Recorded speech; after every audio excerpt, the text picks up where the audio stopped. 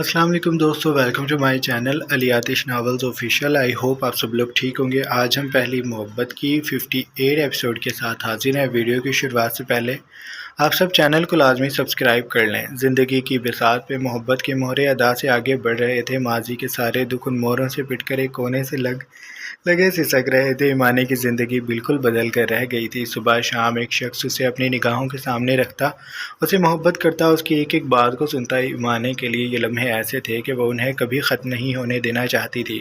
उसके खाने पीने से लेकर कपड़ों तक की फ़िक्र वीर को होती थी। उसने ईमाने का अलग से अकाउंट बनवा दिया था। जिस दिन उसने ईमाने को कार्ड दिया तो वह हिचकिचा कर बोली, मुझे पैसों की क्या ज़रूरत हो सकती है वीर, अगर होगी तो तुमसे ले लूँगी। वीर जानता था वो ऐसा ही कोई जवाब देगी।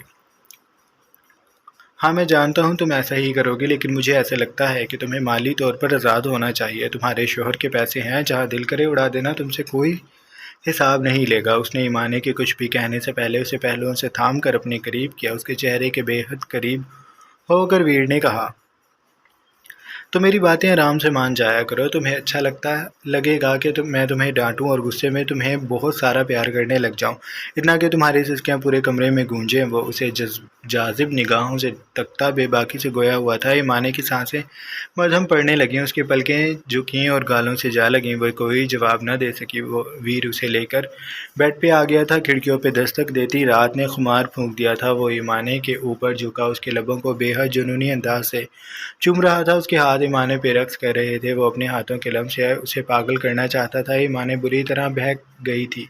उसने वीर को मजबूती से थाम लिया था, क्योंकि वो अपने वजूद को उसमें उतारने की तैयारी कर चुका था। उसने बहकती निगाहों से ईमाने के चेहरे को देखा, जिस पे खुमार का रंग था। उसने ईमाने के हाथों को अपने हाथों में थामा और उन्हें ऊंचा करता वो उसे हिलने की भी मोहलत दिए बगैर उसमें उतर गया था। ईमाने मचल गई। वीर के अंदर का जुनून पल पल बढ़ता जा रहा था और ईमाने सिसकियां भरती उसे जोश दिला रही थी। वीर, उसने बहकती आवाज़ से उसे तब पुकारा था जब वो हार चुकी थी। वो अपने काम में मसरूफ़ लब भींच कर बोला था। उसकी शेव की जुबान ईमाने को अपनी गर्दन पे महसूस हो रही थी। बस वीर ने चेहरा उठाया। उसकी आंखें वैसी ही खुमार से बेहद छोटी हो गई थी। उसका सीना सुर्ख हो रहा था। सारा खून जैसे सीने पे जमा हो गया था। वो हल्के से पसीने के कतरों को हथेली से पोंछकर सर धीरे धीरे दाएं बाएं हिलाने लगा। अभी नहीं, मुझे अभी तुम्हें और सफ़र करना है। वह दोबारा उसके वजूद पे काबिज़ होता, उसमें पहले से भी ज़्यादा शिद्दत से उतरा था। ईमाने ने लब खींच लिए थे। वो अपनी सिसकियों को दबाने की सही कर रही थी। वीर उसे ऐसे ही बेहाल कर दिया करता था। हर रात उसकी कुर्बतों में बसर करने के बाद जब वह सुबह में उठती तो उसका दिल करता था कि वो वीर को ओढ़ कर लेटी रहे। उसके वजूद तले दबे रहने से उसका टूटता बदन सुकून महसूस करता था। वो काफ़ी देर बस उसके गिर्द बाजू लपेटे रहती थी। वीर उसके इस अमल में मुस्का दिया करता था। वह तब तक नहीं उठता था जब तक ईमाने उसे आज़ादी नहीं देती थी। शादी को कुछ दिन बीत चुके थे। वो ऑफिस जाने लगा था, लेकिन बहुत कम वक्त के लिए, और साथ साथ वो हनीमून भी प्लान कर रहा था। हर रात वो जब ईमाने के पहलू में बैठता तो बस यही बातें करता रहता था कि ईमाने कहाँ जाना चाहती है। लेकिन ईमाने ने कराची नहीं देखा था, तो वो किसी दूसरे मुल्क के बारे में क्या दिलचस्पी जाहिर करती और क्या बताती। वो बस कुछ देर वीर पे ही छोड़ चुकी थी और वीर बेहद कंफ्यूज था। वो फैसला नहीं कर पा रहा था कि उन्हें कहाँ जाना चाहिए। शाम भी जब वह घर आया तो उलझा उलझा था और ईमाने मुस्तरिब दिखाई देती थी। वीर ने कपड़े बदले। वो ट्राउज़र शर्ट में मलबूस होकर बेड पर आकर बैठा तो ईमाने पे नज़र पड़ने पे उसने भवें सुकेड़ी। क्या हुआ, तुम ठीक हो? उसने ईमाने का हाथ थामा था। ईमाने ने सरनामे हिला दिया। क्यों, क्या हुआ? वह तशवीश से उसकी जानिब घूम गया था। ईमाने अपना लब कुचलने लगी। फिर उसने तरहम आंखों में भरकर वीर को देखा। अम्मा की कॉल आई थी। वो कह रही थी कि मैं एक दिन उनके पास लगाने आ जाऊं। वो मुझे एक रात रोकना चाहती हैं। वीर का सांस अटक गया। फिर तुमने क्या कहा? उसने थूक निकल कर पूछा। मैंने कहा मैं तुमसे पूछ कर बताऊंगी। वीर सोच में पड़ गया। तुम चली जाना, मैं तुम्हें कल ऑफिस जाते वक्त छोड़ दूंगा, शाम में लेता आऊँगा। ईमाने ने सरनामे हिलाया।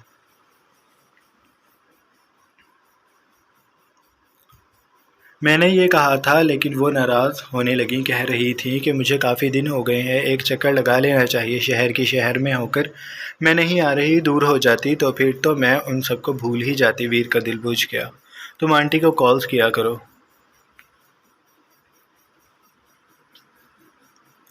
करती हूँ।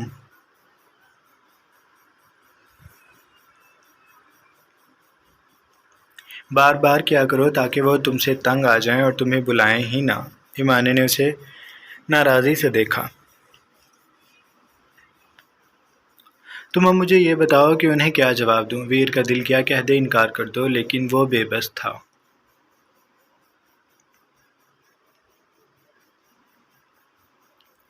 क्या कहूँ अब मैं, मेरा तो हौसला नहीं हो रहा कि तुम्हें भेज दूं। ईमानी ने उसे नयन पड़ते देखा तो उसके हाथ थाम लिए।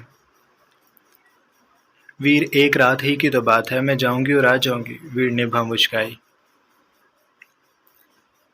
एक रात कम नहीं होती।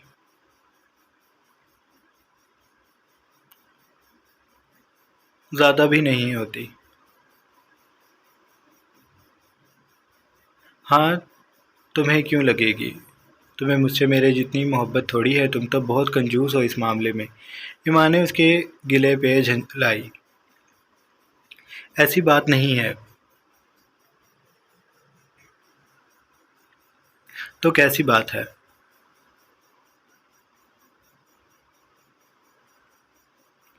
मैं भी उदास हो जाती हूँ, मुझे तुम्हारे साथ रहना अच्छा लगता है। तो फिर इनकार कर दो, वो जोश से बोला। यानी दोनों की ट्रेन एक ही ट्रैक पे थी। फिर अम्मा नाराज़ हो जाएंगी, मुझे उनकी नाराज़गी से डर लगता है। वीर का मुंह बन गया, उसने सर झटका। बस मुझे तुमसे यही उम्मीद थी, कल तैयार रहना, मैं तुम्हें छोड़ आऊँगा। वो कहकर लेट गया। ईमान ने उसके बाजू पे सर रख कर लेट गई। नाराज़ हो गए? वो उसके बाल बखेरने लगी। वीर ने उसका हाथ थामकर अपने दिल पे रखा। ईमान ने उसके धक धक करते दिल को अपनी हथेली पे महसूस कर रही थी। जाहिर सी बात है, मेरा दिल नहीं करता तुम्हें कहीं भेजने का। ईमाने ने बेबसी से उसे देखा। अच्छा, मैं इनकार कर दूंगी। वो यही कह सकती थी। वीर ने गर्दन मोड़कर उसे देखा। कौन से दिल से कह रही हो? कौन से दिल से कहना? एक ही दिल है मेरा, उसी से कह रही हूँ। खुशी से कह रही हो? नहीं, दिल पे पत्थर रखा है तो बोल सकी हूँ। वीर ने लब भेज कर उसे देखा। एक भौं को उचकाया, फिर ईमाने की शरीर मुस्कान को भांप लेने के बाद उसने सर हिलाया। अच्छी बात है, अब इस दिल पे दो तीन ऐसे ही बड़े बड़े पत्थर रख लो ताकि तुम्हारा कभी वहां जाने को दिल न करे। ईमान ने उसकी बात पे बेख्तियार हंस दी। मुझे ऐसे पत्थर कहीं से भी नहीं मिल रहे। वीर ने सर हिलाया। मैं ला देता हूँ, रुको। वो उसके ऊपर आ गया। वीर के भार तले दब जाने पे ईमाने ने सिसकी भरी। वो भरपूर मर्द जब उसके ऊपर चाहता तो उसकी जान बेसाख्ता निकलने को हो जाती थी।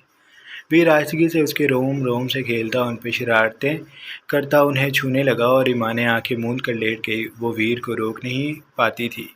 धीरे धीरे वीर की कुर्बतों की आदी होती जा रही थी। हर रात उसकी बाहों में रहना उसके लिए ऐसा ही ज़रूरी हो गया था जैसा सांस लेना ज़रूरी होता है।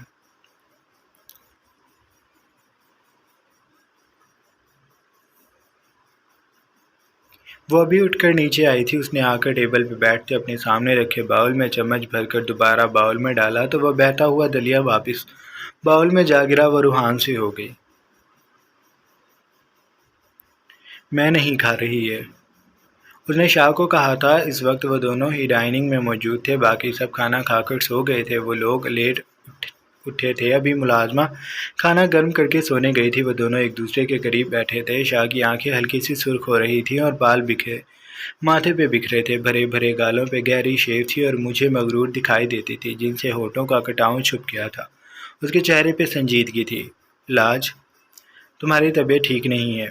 वो आगे मजीद उसे कुछ समझाता कि वो बोली, हाँ, ये खाने से मैं और बीमार हो जाऊंगी। आप मुझे टॉर्चर कर रहे हैं। मैं नहीं खाती भाई।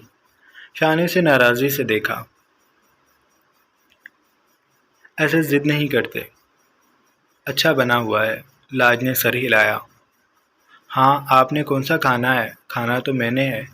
आपको आप तो अच्छा खाना खा रहे हैं। वो उसके सामने रखे खाने की तरफ इशारा करके बोली थी।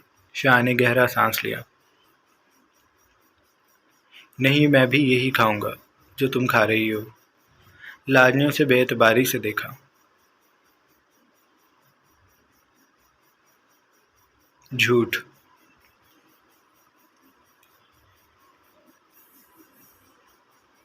सच कह रहा हूँ। उसने चम्मच उठाया, उसे दलिए से भरकर खा लिया। फिर उसने दूसरा चम्मच भरकर लाज की जानिब किया। अब लाज के पास कोई भी रास्ता नहीं था कि वो इनकार कर सकती। फिर उसके बुझे हुए चेहरे पे चमक फैली। उसने जोश से कहा, शाह, आप भी मत खाएं, मैं भी नहीं खाती। इसको फेंक देते हैं, बाजार से पिज़्ज़ा मंगवाएं। वो शैतानी मुस्कान से चेहरे पे ऐसे सजा कर बोली जैसे बहुत बड़ी साजिश रच रही हो। ऐसा करके हम किसे धोखा देंगे? शाह ने दिलचस्पी से पूछा। शिरीं आपी को। शाह ने चम्मच रखकर उसका गाल खींचा। लेकिन उसने ये मेरे कहने पे बनाया है और तुम मुझे चक्कर नहीं दे सकती। खाओ चुप करके। वो आखिर में थोड़ा सा डपट कर बोला था। मैं आपसे नाराज़ हूँ, याद है आपको? हाँ, मुझे याद है।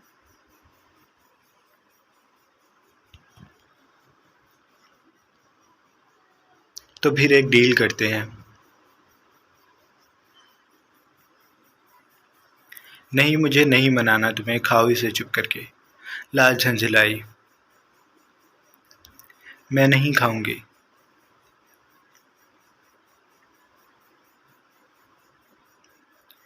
तुम चाहती हो मैं तुम्हें कुर्सी से बांध कर ये खिलाऊं? लाज ने उसे अफसोस से देखा।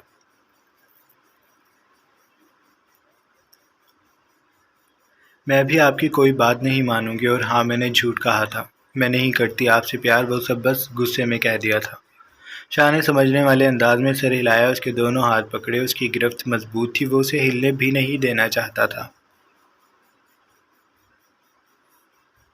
चलो, अच्छी बात है, तुमने बता दिया। अब तो मैं और तुम्हारी बिल्कुल भी नहीं सुनूंगा। तुम कौन सा मुझसे प्यार करती हो जो मैं तुम्हारी बात मानूं?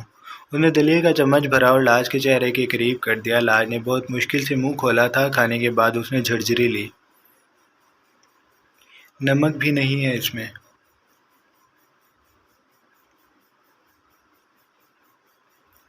तुम्हारा बीपी हाई था और अब तुम ज़रा नमक की तरफ कम ही जाना। लाज ने उसे ज़ुबान दिखाई।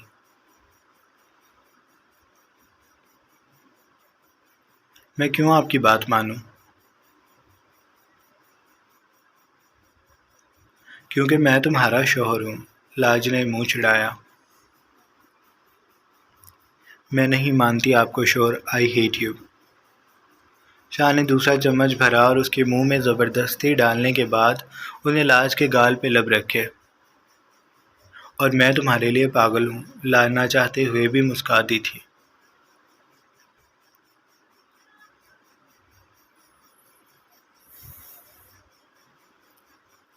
खाना खाने के बाद वो दोनों जब कमरे में आए तो लाज बेड पे तकिया उठाने लगी।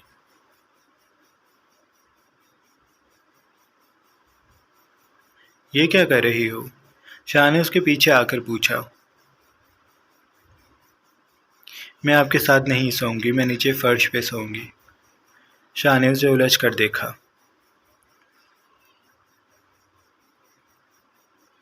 पर क्यों? वो उसकी जानिब पलटी। क्योंकि आपने जो कुछ मेरे साथ कल किया है उसके बाद मैं आपके करीब भी नहीं आना चाहती। आप मुझे छोड़ने की तैयारी करें, मैं भी देखती हूँ आप मुझे कैसे छोड़ते हैं। उसने शाह के सीने पे उंगली रखी और उसे उंगली से ही पीछे करती वो कपड़े भी बचाकर उससे दूर हो गई। ये सब क्या कर रही हो? वो उसके इस नए अंदाज पे हैरान था। लाज उससे दूर हो गई। आपसे दूर होने की कोशिश कर रही हूँ, आप मुझे टच भी नहीं करेंगे। वो फर्श पे तकिया फेंक चुकी थी। कारपेट पे कंबल भी रखने के बाद उसने शाह को देखा।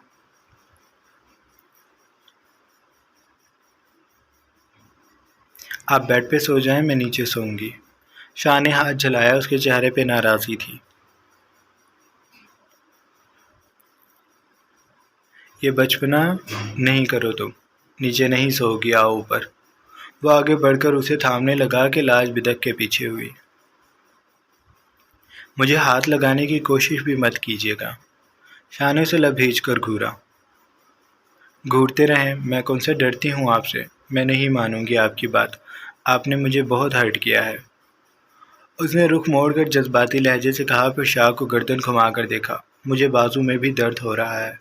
शाह ने उसे ताज्जुब से देखा। मैंने तुम्हारा बाजू कब पकड़ा था? लाश का मुंह खुल गया। उसने खुले हुए मुंह पे फैली आंखों से हाथ रखा। उस दिन पकड़ा तो था और मुंह भी दबाया था। शाह ने अपना सर पीट लिया। ये लड़की कब वो बात भूलेगी।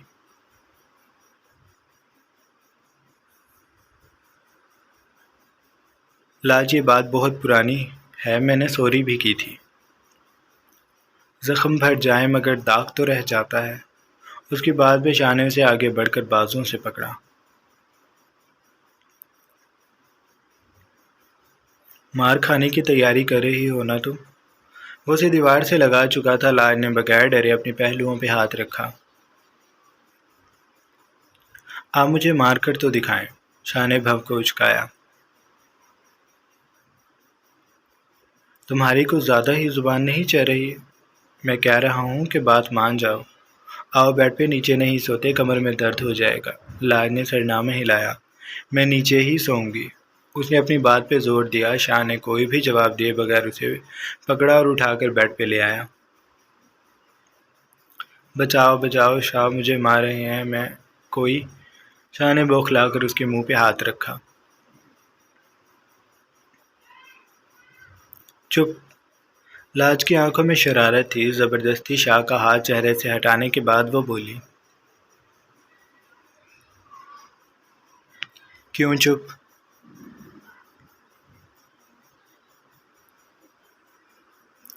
ला, तो मेरी बर्दाश्त का इम्तिहान ना लिया करो। वह तंबिया कर रहा था। मैं तो लूँगी।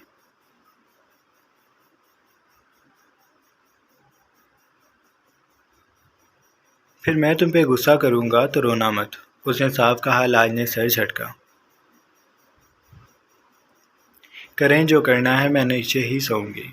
उसकी इस अजीब जिद पे शाह झंझला गया। लाज, वो उठने वाली लड़की को फिर से थाम कर बोला था। उसका नाक फूल गया था। लाज उसकी हालत से महसूस हो रही थी। शाह ने खुद पे काबू किया। उसने लाज के दोनों गालों पे हाथ रखे। मेरा बेबी हो ना तुम, मेरी तोती।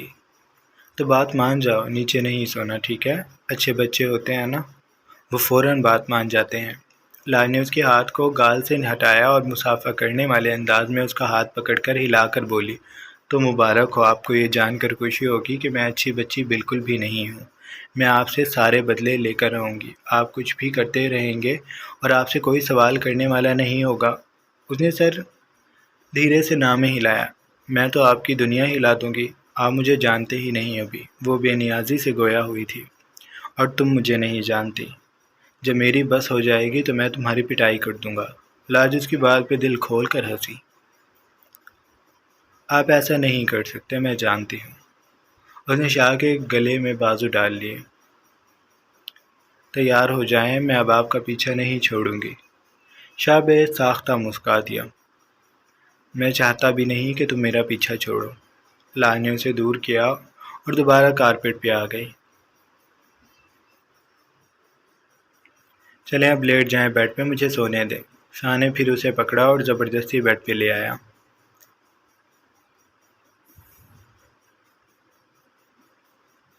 हिलना भी मत, उसने वार्न किया। लाज ने उसे नाराज़ी से देखा। मेरी कोई बात मानेंगे भी आप? जिस दिन तुम कोई अकल की बात करोगी ना तो लाजमी मानूंगा। भी लेटी रहो। मैं अकल की ही बात करती हूँ, आपको ही समझ नहीं आती। वह मुंह बसोर कर बोली थी। शाह ने उसका सर अपने बाजू पे रखा। हाँ ठीक है, चलो अब आंखें बंद करो। क्यों बंद करूँ? मुझे नींद नहीं आ रही। अभी तो सोकर उठी हूँ। अच्छा, फिर क्या करोगी अब? आपको तंग करूँगी। वो उसका गाल खींच कर बोली। तो मुझे तंग ही करती रहा करो, कभी प्यार मत करना। मैं क्यों करूँ? आपने तो मुझे छोड़ ही देना है, तो प्यार करने का फ़ायदा। लाज, अब ये बात भूल जाओ, मैं दोबारा ना सुन लूँ। वो संजीदगी से बोला था। लाज ने सर हिलाया। मैं तो नहीं भूलूंगी। शाह ने कोई जवाब ना दिया। उसने आंखें मूंद ली। शाह। वो अपना चेहरा शाह के पास लाकर तकरीबन चिल्लाई थी। शाह ने कान पे हाथ रखा।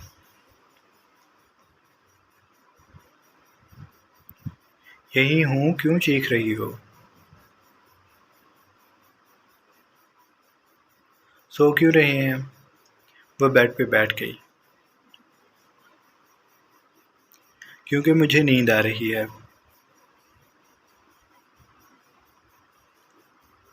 मुबारक हो, मुझे नहीं आ रही।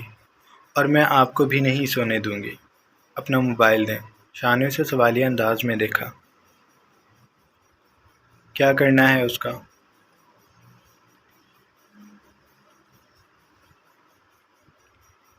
मैं और आप कार्टून्स देखेंगे इसमें।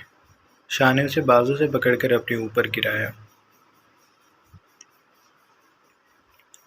कार्टून्स देख देख कर कार्टून बनती जा रही हो। लाज ने सर हिलाया। इसीलिए तो आज आपके साथ देखूंगी, ताकि आप भी कार्टून बन जाएं। अब दे मोबाइल। शाह ने साइड टेबल से अपना मोबाइल उठाकर उसे दे दिया। लाज ने कार्टून्स लगा लिए थे।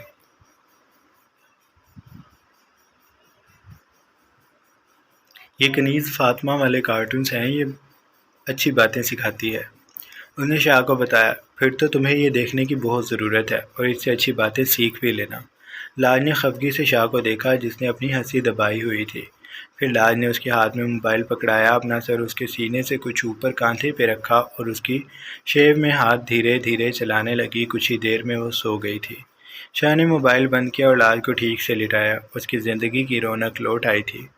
उसे लाज ऐसी ही पसंद थी। गुज़रे कल को वो अब सोचता था तो उसका दिल दहल जाता था। अगर लाज वो सब ना कहती तो शायद आज उनके दरमियान ये दिन ना आता।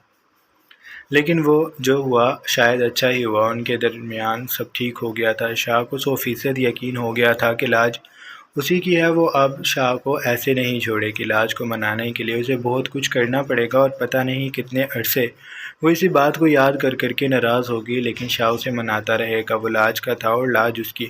उनके दरमियान कोई नहीं आ सकता। शाह के सब्र का फल उसी का था, कोई उसका हिस्सेदार नहीं था। वो लाज को बांट ही नहीं सकता था। उसे लग रहा था कि अब बस अच्छे दिन आने वाले हैं, क्योंकि उसे हर तरफ सुकून भरी खामोशी दिखाई देती थी। लेकिन हो सकता है ये तूफ़ान से पहले की खामोशी हो। जारी है। सो जनाब, ये थी हमारी आज की एपिसोड। आई होप आपको अच्छी लगी होगी। अगर आपको किस्त अच्छी लगी है तो आप चैनल को लाजमी सब्सक्राइब कर लें, बेल आइकन के बटन को भी प्रेस कर लें, ताकि नए आने वाली वीडियोस आपको मिलती रहें। अपने ढेर सारा ख्याल रखिएगा। अल्लाह हाफिज़।